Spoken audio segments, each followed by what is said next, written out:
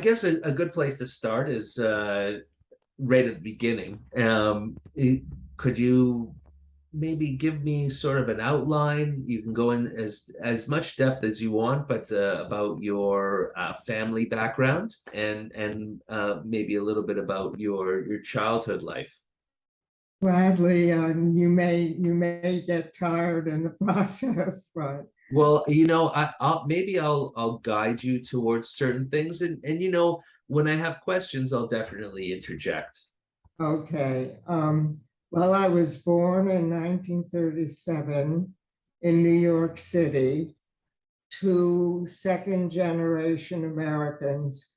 Both my parents were born here, but they were both the children of Jewish immigrants from what was then parts of Russia, the parts that have switched back between Russia and Poland.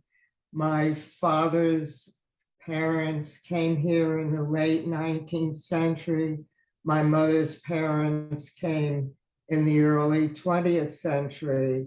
I wrote a little bit about that experience in the article entitled Canary in the Coal Mine of America's Future, which dealt with issues of immigration policy and education policy, specifically bilingual education. Um, Both my parents, interestingly, were, as most Jews in America at that time, dyed-in-the-wool Democrats. And I kind of took that as part of my birthright, right? But as a long result of a long process, evolved to a different position of more classical liberalism, which we can get into later.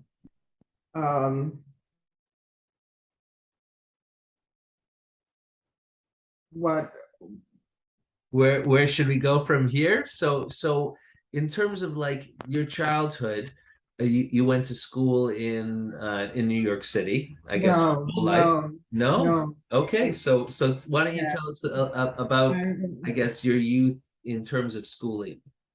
Yes. Surprisingly, although I was born in New York, my parents moved to a small village upstate not long after I was born. So my elementary years were mostly spent in that small village. Um, and in a 4 room schoolhouse. We had 2 or 3 classes per teacher, 2 or 3 grades per teacher. So it was a very constricted experience. My parents were both very intelligent people, but didn't have the benefit of much formal education. Both of them lost their fathers at a relatively early age. My father was 5 when his father died. And both of them were raised by single, by mothers with a large family. And at that time, no welfare, no insurance, but somehow managed with the help of the older siblings. And so my parents were, as I say, highly intelligent, but didn't have the benefit of much formal education. And our house was not full of books. Let me pause to wet my whistle. Yeah, for sure. So obviously education was important to your parents to pursue, or like, maybe not obviously, because my father was sort of laissez-faire, and my mother was, very militant about, continuing in higher education. So, So both my parents, although they had not much education themselves, or possibly because of it, felt terribly strongly about the value of education and made every sacrifice to give my older brother, I had a brother who was 6 years older than I, and I the best opportunities for education. When I was in the seventh grade, my experience growing up, I should say, in this small town was interesting because there was quite a lot of anti-Semitism that was very much part of my early experience. And I had the interesting and inspiring example of my mother, in particular, with how she dealt with it. There was a point at which, probably when I was about in the third grade, fairly early on, the PTA was scheduling the annual school picnic in June and at the end of the year. And the place that they had chosen was a lakefront area, which normally had a sign up, "No dogs or Jews allowed." And my mother spearheaded a protest by the small number of Jewish families against holding the picnic there. And as I recall, at one point, the offer was made that they would take the sign down for the picnic. And to their credit, the Jewish parents said, "Never mind, we don't want you to just take the sign down for this. We don't want to go there under any circumstances."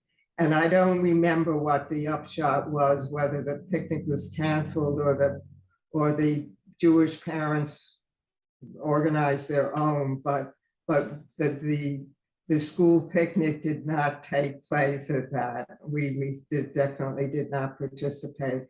And that was a really important learning experience for me, with how to deal with injustice and persecution and being other, being different. It was an important experience. I also remember at one point there was an Irish boy who called me a dirty kike, and I pummeled him to the sidewalk. And I, didn't take it lying down, fought back. So I guess from an early age, I learned how to be a kind of an outsider. Okay. So, a natural question would be right from that, and I don't want to delve off into too many tangents, but as a Jew, that is obviously faced discrimination of blatant racism, anti-Semitism, things like that. Do you have an affinity with people of color? Like, Oh, absolutely, absolutely. and you understand where the idea of racism and systemic racism, things that are built into society to privilege, a Christian white race, supposedly, to people that are not of that. And society is bent to, more privilege, those types of people. Do you see that? I see,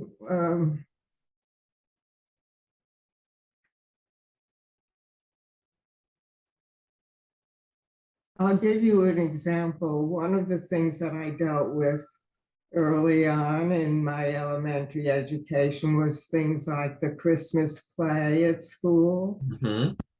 Yeah. And I felt excluded from that, Yeah. but it wasn't a huge, it was just part of reality. And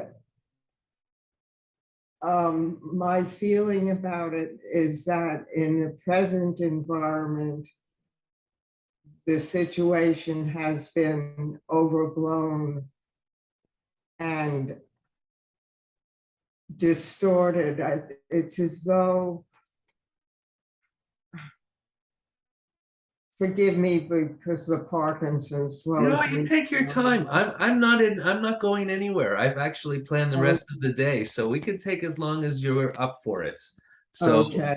so Um, you just relax. And some of the issues that we touch on can be really heated, or you want to make sure that you're saying the right thing. And remember, you have complete control over this interview. Once I transcribe it, well, you're going to get a digital copy right away. But once I transcribe it, for me to even think about using it in any kind of published format, you have to sign off on it. And you have okay, and okay, you have all the rights in the world. If you want to take out big chunks of it, you can. And legally I can't use them. So don't worry. You should just feel like you can express yourself the way you want. If it takes more time to get out what you want to express, then so be it. Just take your time. It's quite all right. okay. Um, well, much of this I've dealt with in my writing, but I do believe that the situation now is being politically distorted in very damaging ways, as though the civil rights movement hadn't occurred. Yes, there was systemic racism in the 1960s and before, but since then, we're dealing mainly with situations of individual racism. And I feel it's very important to distinguish between the individual and the systemic. Human beings being the flawed creatures we are, there will always be prejudice and bias on individual levels. But the glory of what America has stood for in its best is to remove the systemic, to minimize the systemic impact. So to push on that one, do you believe that there are no issues of systemic racism or bias? Like, I'll give you an example. This is a clear one, and it's against women. The pay difference between men and women. This is something that I consider systemic. It's been grandfathered through every aspect of our society, and even to this day, there's not transparency, and women are doing the same work for less money, if not more work. So would you consider that a systemic issue? It's complicated. Are you familiar with Thomas Sowell's writing at all? No. Um, he is a brilliant conservative economist and well worth reading. There is a lot, there are factors that enter into the differences in pay other than outright discrimination. And you can't ignore factors like that. I hear you. I hear you, and I'm totally in agreement that there are always different factors. The only reason I bring it up in general, and it's gotten a lot of traction through the years, is because there have been so many cases where a woman finds out that a man who does the same job is getting paid more. And is that fair, right? I don't Yes, believe that's but fair. I yeah, mean, not but not in all situations, but there were enough of them for this, to be raised and be an issue. It must there must be something to it. Like I know that there are a woman is very different than a man in terms of like their family obligations, at least traditionally. So, of course that there's writings on these kind of things, but when it's so obvious, it's kind of hard to deny, at least for me, anyways. okay, but then if you begin with that premise, you have to consider that the kinds of measures that you undertake to counteract or to do away with the problem introduce their own. I hear you. I hear you. It'd be nice if they could just be transparent about everything. But at the same time, I believe that somebody that it can be worth more to a company than others. So that's why certain, privacy involving how much you get paid comes into play. Anyways, okay, so I don't want to go off. The whole approach, to my mind, needs to be individualized. We need to consider things on a case-by-case basis rather than treat them as parts of a systemic pattern. In Okay. some cases, the woman may merit more, in another, she may not. And the same is true. I mean, That's that's true. That's true. There are a whole bunch of questions that I'm going to ask with systemic issues, but let's go back to your education. So yeah, I think we left off at like a four room schoolhouse or a one room schoolhouse. repeat. Your education. I, I think we left off when you were younger. So it was like I believe you said you were in a one room schoolhouse. 3 room, Three two, room. Okay. two grades for. And when I was in the 7th grade, my family moved to New York, Okay. and I attended a public school in the Bronx for a year and a half and took the entrance exam for Hunter College High School. I don't know if you're familiar with it at all, being Canadian, but it still is one of the top public schools in the country. And the entrance was by exam. So somehow that what education I had gotten at that 3 room schoolhouse plus a year and a half in New York was sufficient to gain the entrance Great. to Yeah.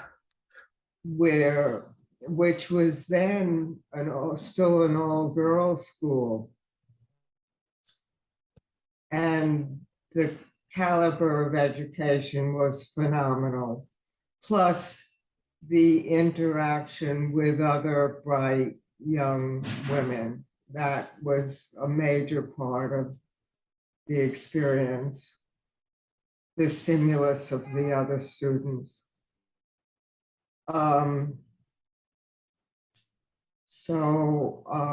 Let's see. So you're at Hunter College, and what were some of the and you were used to a public school. Um, what what were okay at that point in high school, let's say senior high school, did you take any art history, painting, drawing? I What had did you study?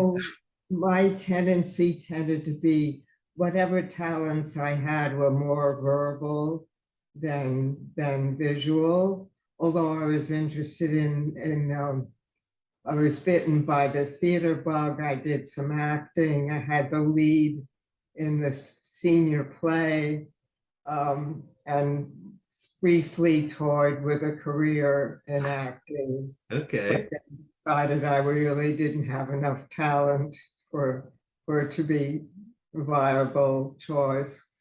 But the one course of art that I recall, visual art, the teacher was not very good. I mean, it really, How did that teacher teach? I'd be curious. Like as the art educator, I wanna have that angle too. well, I was very much aware of my inability to draw, and there was no instruction in drawing. You either were somebody who was good and could do it or not. So I ended up doing little design things, and nothing that required representation, effective Right. representation, figurative representation. So, or little one thing was designing a room, sort of Yeah. interior, Yeah. creating a three-dimensional mock-up of a room design. So That's what so was it was there an actual course that you took in it art? was. A course. There was no art history. Um, I had relatively, because of my family background, I had very little exposure to art. Growing up in a small town, there was no public library, there was no museum. And Mhm. it wasn't until I got to Hunter and began going to museums that I began to have some exposure to that. Still not a lot. I mean, there was no art history taught in high school. We had a lot of literature, and history, Latin, but no art history. And my that really began on the college level, and Okay. after. Okay. Um, So that's it. I guess, yeah. So let's move to college. well, I went.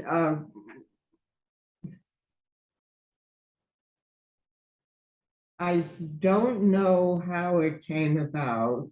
Well, let me just think here.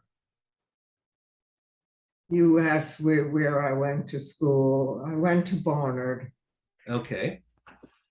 and there was a whole cohort from Hunter that went on to Barnard because it was in the city. My parents had very little money to spare for education, but with a combination, interestingly, there were no government loans then, right? How did I, from a relatively poor family, manage to get a Barnard education? Well, I lived at home for most of the time, except for the last 2 semesters, 2 or 3 semesters. I lived at home. So there was that money saved. I had a New York State merit scholarship by exam. Barnard gave me some additional scholarship aid, which was again merit-based. And I worked 10 hours a week in one of the offices of the college to pay. Yeah. So I was able to get the education and graduate on not encumbered by debt. Nice. And the student loan, the government student loan program has been a disaster on so many levels. Well, that is a whole other issue, but You there don't are, get it, but I offer my experience as an alternative for how a student of college, a,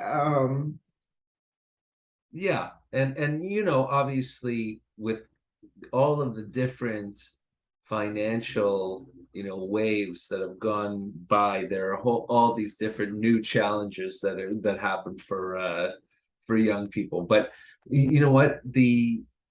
Okay, so while you were at the college, what did you take, and you know, what sort of led you on your trajectory through life? So was there any meaningful instructors, courses specifically, the way the person taught, you know, all of these kind of things I'm very interested in knowing. um, my my focus and main goal when I began college was really to avail myself of the liberal arts education.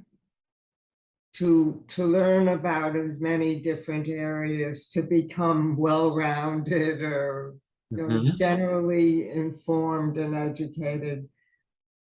My inclination, where my interest mainly lay, would have been toward an English major. But as a slow reader, and with I had a long commute from home. My commute was almost an hour and a half each way. Wow. And the part-time work that I was doing, the reading, I would never have been able to keep up with the reading load for an English major. And also the English major requirements were very extensive, which meant I would have had fewer opportunities for elective courses. Hmm. And quite by chance, one of the first courses I took in my freshman year to satisfy a science requirement was a basic introduction to geology. And the professor was a wonderful, wonderful teacher. He was a superb teacher. And this subject was somewhat interesting.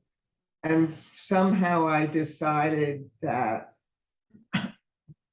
majoring in geology, which had a minimum number of course requirements, would give me some science background and enable me to take as broad a selection of other courses. So I took drama courses, English, French, and really satisfied my desire for a very rounded education. Okay. So what art history and art courses did you take? No art history, interestingly. Okay. Let me see, was there any no art history? So how old were you approximately when you went to college? I started college in 20 20, 21, no, 18, that's when I graduated. I graduated at 2021. Okay. I got seven, what, 21 minus 4, 17. It's Okay. 17 when I started. Um, Interestingly, my unusual background enabled me to get a Fulbright scholarship. Was how many people apply to France to study vertebrate paleontology, right? Right. Lots of competition for French literature and art, but not much competition for paleontology. So I was fortunate enough to get a Fulbright, and it was during the year abroad that I really began to become interested in the visual arts. Okay. So that's a very interesting way to come to. Yes, Yeah. kind of Okay. unusual. So it was like geology, then a Fulbright with the focus on paleontology, and I can see the connections with the history and like Oh, the I should say that at one point in college, I thought that I would love to be an archaeologist, okay, but okay. I So knew that that would require a graduate degree, and I didn't think we could manage that financially. all right.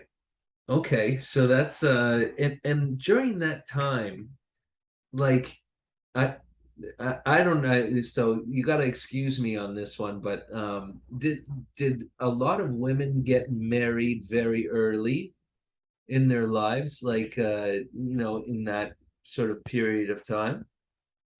But say again, Justin. Did Was it pretty common, or was it common for women to marry, in their late teens, early 20s?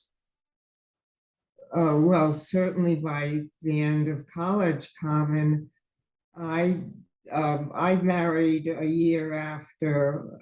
I married when the year I came back from the Fulbright, Okay. first husband. Um, and we moved to Boston then. I had been living, oh, it's a long story. Okay.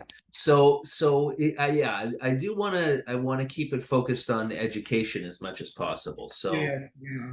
okay. So, you came back from your Fulbright, and while you were on your Fulbright, you said, you were, you got sort of pulled into the visual arts in some way. So what was it about the visual arts? Like, was there anything specific, a turning point for you on the Fulbright where you like, felt that you wanted to investigate the visual arts more? Well, one of the wonderful opportunities I had in the Fulbright year was a tour of the prehistoric caves in southwestern France.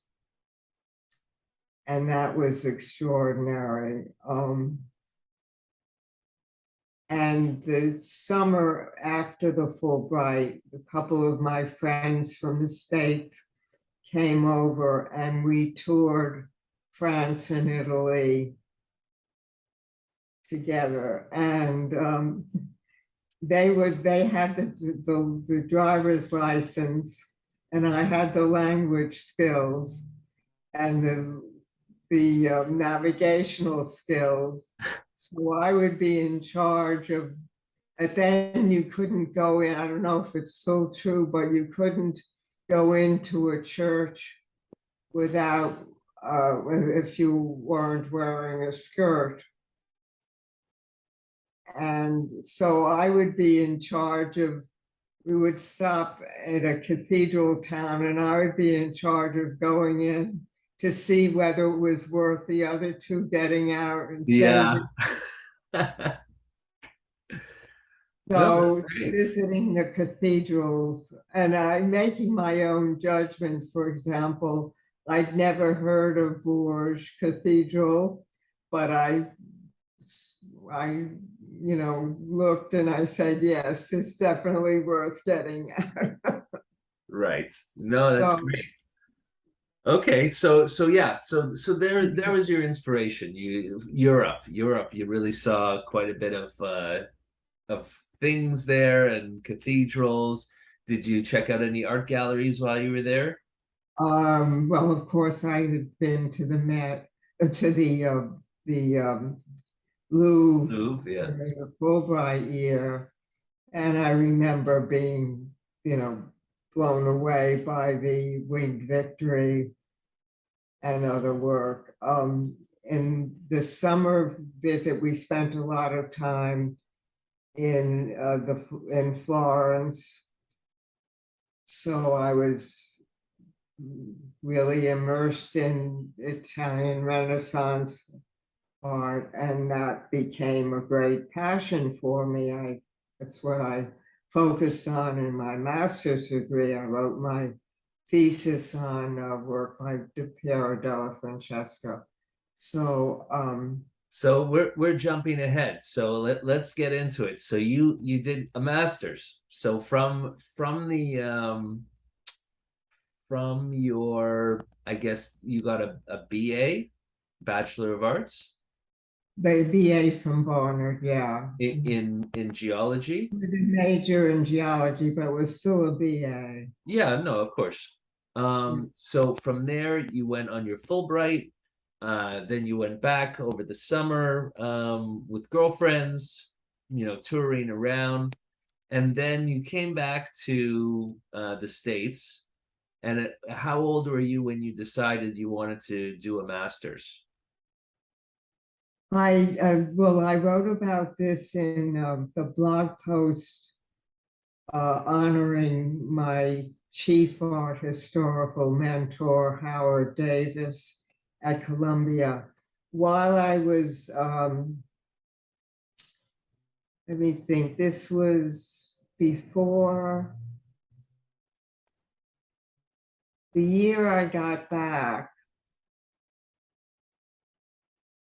I was working part-time in the geology department at Columbia, and I was able to take courses free. And I took a summer course with Howard Davis on Italian Renaissance painting. And that was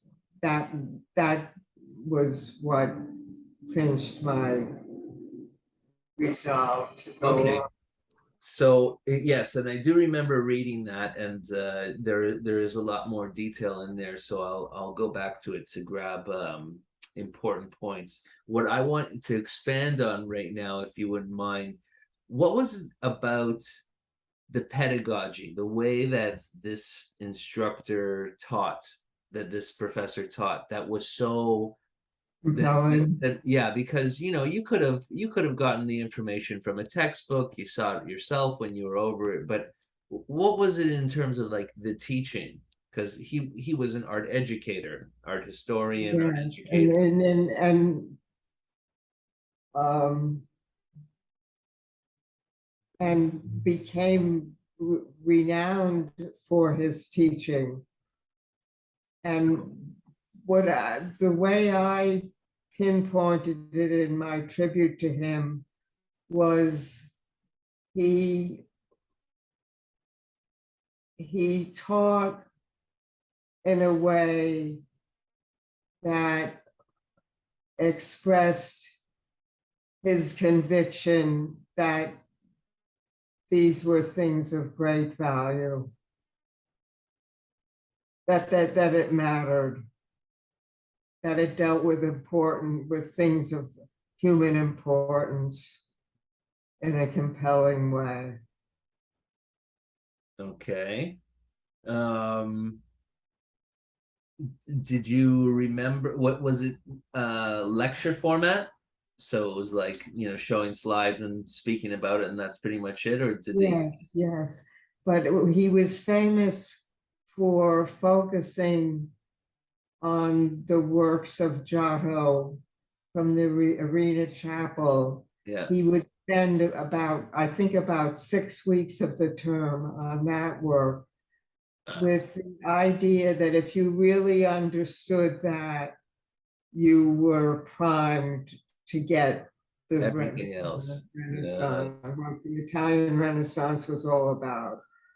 And there was such a richness of cultural value and significance. The ideas and the human values that were expressed, and the way it interacted with religious experience and belief, but also the human experience. I don't know if that's clear. No, yes, that makes a lot of sense. Well, and he was obviously very passionate about it. He put a lot of thought. Do you know? And it very interestingly, as I said in the article, he wasn't a showman, but he was, in a quiet, very ascetic way, conveyed that sense. Okay.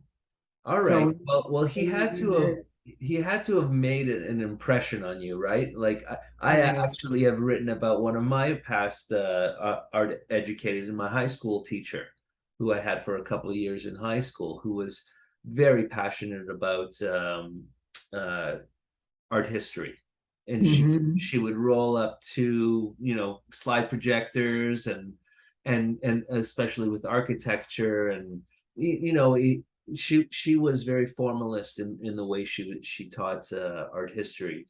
Um, but yeah, so do you remember if there was any sort of discussions in that class, or was it pretty much just him lecturing?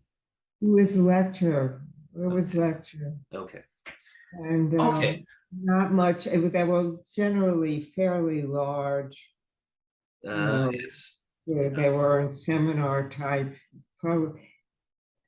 So I didn't have that much opportunity for give and take with him Hmm. on a personal level. Okay.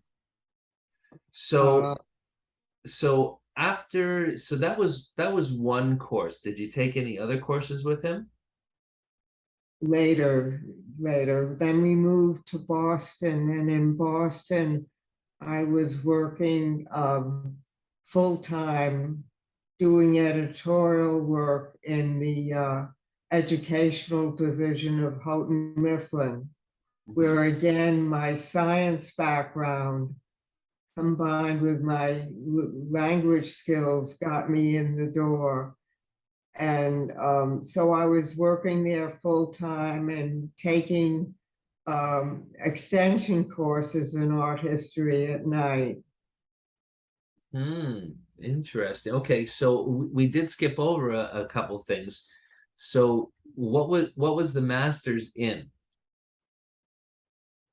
Well, the masters eventually, when we moved back to New York, Okay, we so were so there was the missing piece there. So you began your classes of your master's, but then moved away to Chicago, and then moved back to New York to finish your master's. Boston. Boston.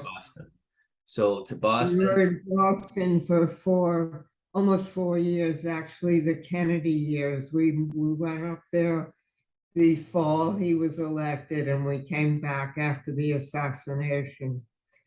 Um, and at that point, I decided that I wanted to pursue a master's in art history.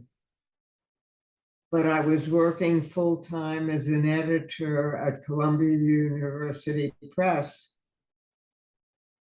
so I couldn't, I had to find a program that offered evening and weekend classes, which was how I got my, decided to go to Hunter. Hunter College had a master's program. Okay. Um, So the class, the what school was it where you had Davies? Davis was, although he was full-time faculty at Columbia, Okay. he was an adjunct at Hunter. Ah, okay. That see, those are the pieces I need to make that Yes, to yes, string that yes, yes, together. yes. Okay, so Only an adjunct. And interestingly, Hunter was at that time a hotbed of modernism. They were very much involved in the abstract expressionist. Motherwell, the head of the department, was a buddy of all of these guys, and Tony Smith taught there, and Leo Steinberg. Do you know that name? oh yeah, yeah. Leo Steinberg also taught at Hunter, and I took a course with him in ancient art. We had an interesting experience that I'm going to write about, I hope at some point. But luckily, Davis was there as an adjunct, and he agreed to be my thesis advisor for the master's thesis. Okay. So you must have had some one-on-one time with him if he was your advisor, Yeah, right? but even then, it was relatively minimal. I Mhm. don't recall having that much interaction with him on a personal level, That's which was why what in the piece that I wrote about him, I recounted how I bumped into him 10 or 15 years after I'd gotten my degree, and he remembered me and he praised my thesis. And I was floored by it because he hadn't really indicated. He was anything a to you very personally, reserved person. right? And so Okay. No, okay. So when did you finish your master's in art history? yeah, When did you finish? Do you know what year that was? 1970. Okay. So we're into the 70s. So we're minimalism, right? Minimalism, pop art, Yeah. Yeah. more. And in New York, well, shit. Uh I'm actually just writing a little something on Klaus Oldenburg, and he moved it to the Lower East Side. I think it was like early 60s, and did some stuff 61, 62, and then went real pop art. Okay, so yeah, I'm just trying to figure it out in my head, the timing. So we're into the 70s, you're in New York City.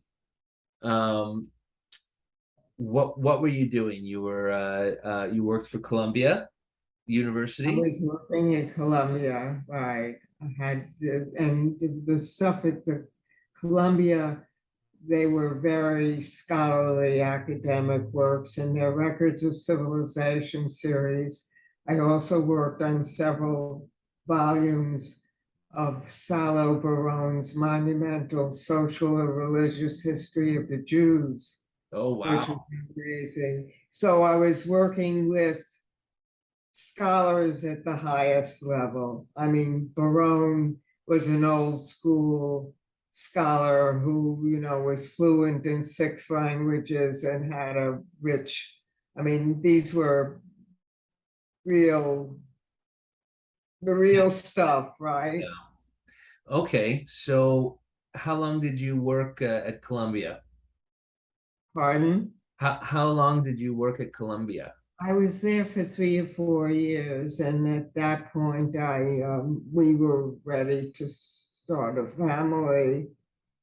So I quit full-time work.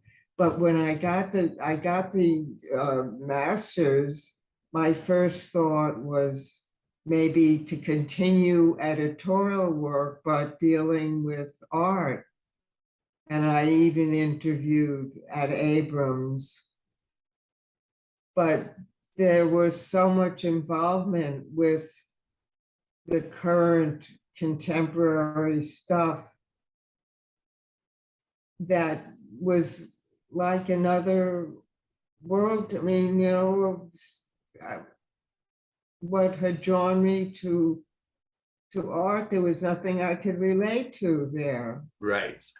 Now, It was, I having said that, I'm curious, what do you think set you apart from all these other people? Obviously, quite a few other people yes, that yes. wanted to, I guess, pursue these other forms of art and investigate and comment and critique and all of that. So, like, what do you think it's about you that really makes you such a staunch advocate in like a certain, I guess, uh, I wish I could articulate this more. A certain view of what was of Of value. what's of value. There you go. Okay. Yes. It's a hard one. Yeah, no, I think it was just being honest with myself and what my responses were. I think Okay. it was just being straight and saying to myself that that work just didn't do it for me. I remember a class with a modernist who would talk about, and I would imitate him to my friends. Is the suggestion of a blast, looking at this nondescript form and saying all kinds of stuff about it that you Right. couldn't really see. So I was like the boy in the Emperor's New Clothes. Yeah. Yeah. I'm just saying, no, I'm sorry. This isn't Yeah. being in Okay. touch with reality. Right. Now it So I has decided, did anybody ever make any inroads with you to try to show you, their point of view, or like, did you ever sort of understand the perspective of some of these? Like, I know that there are some crazy things out there, but like, for example, did anybody ever try to justify Dan Flavin or Carl Andre, like the bricks or the well, of course, I read all the stuff. I read it. I took a course with Tony Smith, but okay. it didn't, none of it really resonated in the way that the other had. And Right. of course, it's not just Renaissance, but classical work. Interestingly, I have had a very uh, revealing experience. I've been in contact with a young woman whose background is Hispanic. Her family immigrated from Cuba and Puerto Rico. She's second or third generation, but there's still a very strong Connection. Yeah. connection there. And she's just started college, she's majoring in art education. And is she is thrilled to discover my work. because she has never accepted abstract art. Yeah. She's totally committed to figurative work. She has this sense to look at, wait, I want to show you. I showed her this, which was featured by NAEA. You remember this? Yeah. He looked at this. Barbara Kruger, right? Yeah. She looked at it, she said, that's not art, it's a sign. Yeah. Okay. Yeah. Listen, I like how you had that stashed under your desk. A reminder, okay? So Listen, here's this, and I asked, interesting, I asked her how she came by her ideas because she independently at a relatively young age has arrived at the similar conclusions. She, unlike me, has a facility with visual representation. She paints. She yeah. does figurative work. She said her mother was an artist, and it just came by osmosis, exposure to. Yeah, she might have had similar types of experiences to yourself, influential professors that really loved a specific thing or a specific time period Or just looking at art, just looking and at. it's true, and you can develop these staunch opinions, and that's fine. That's like there's nothing wrong with that, right? And I think that's great. So I'll tell you another thing. I've been involved in an ongoing online debate, some of which shows up in the comments on some of my blog posts, with a fairly prominent artist who does abstract work and has had an academic career. And he is very much committed to abstract work, but he admires my writing in other respects, but battles me, keeps, batting yes, on and I think that that's very important, and I think that's one of the like big takeaways from discussions with you. It's just this ability to keep the dialogue open. Yeah, Like we hear in politics so frequently, especially these days, how people yeah, they just close off. They stop listening to each other altogether.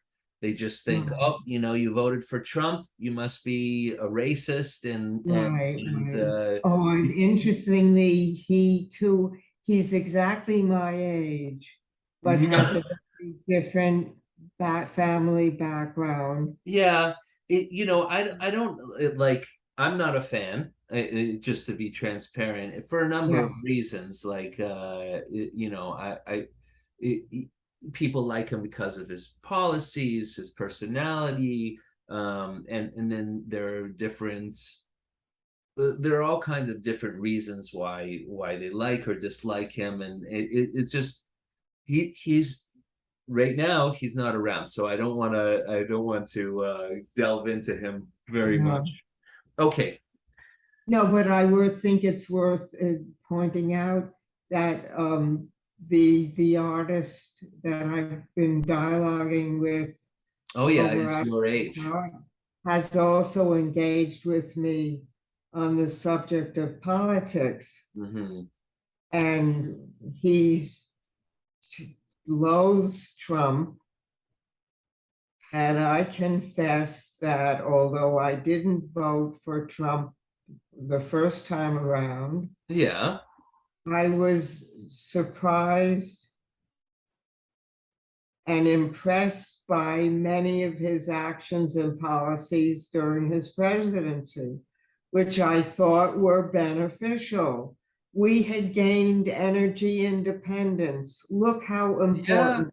listen, there are a number of things that he probably had his hand in, but that isn't really where I want to go. Like there are, Yeah, but I'm especially just with saying it. that, so we've also discussed that Yes, and we so you're covered, able to have that conversation, right? You're right, able to keep the lines open, and that I think is really it's important that that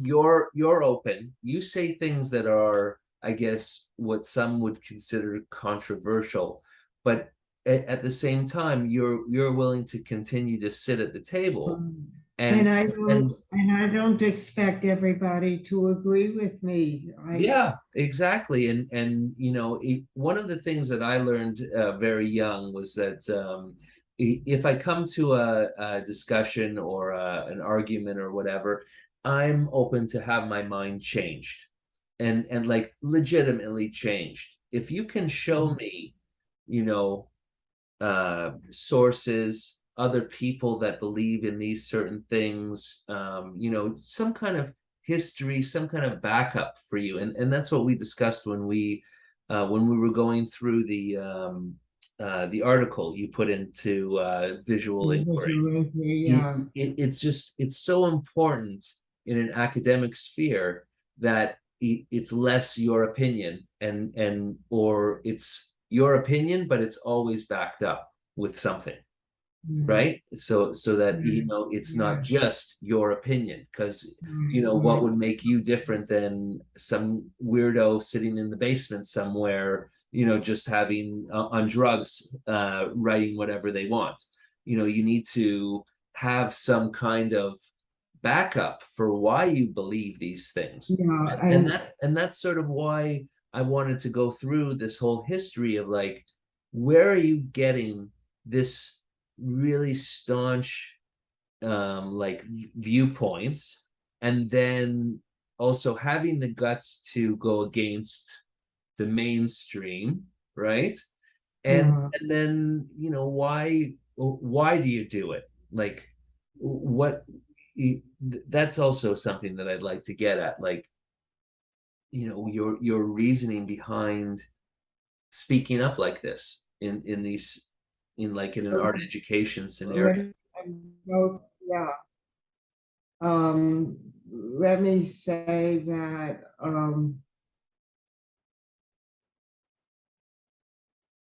the conviction that I have now is based on 20 or more years, no, 30 years of exploration inspired by my initial feelings and hunches. But in other words, to try to discover why I felt the way I did and whether that was a reasonable way to feel or whether it was just, personal shortcoming or inability to see. Well, listen, people can have their opinions. If you uh Jackson Pollock, or you like Renoir, this is a personal taste. It's your aesthetics. It's how you were socialized and what you came into contact with, what you think is beautiful, you know, who influenced you to understand what beauty is. All these things come into play.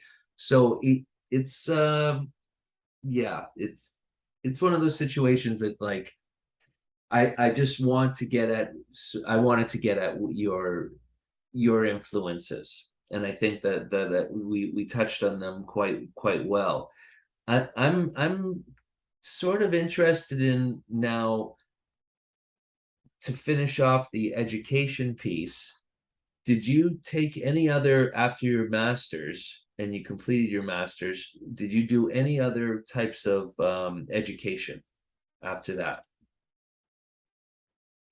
What, I don't understand your question. Like after your master's, did you take any other courses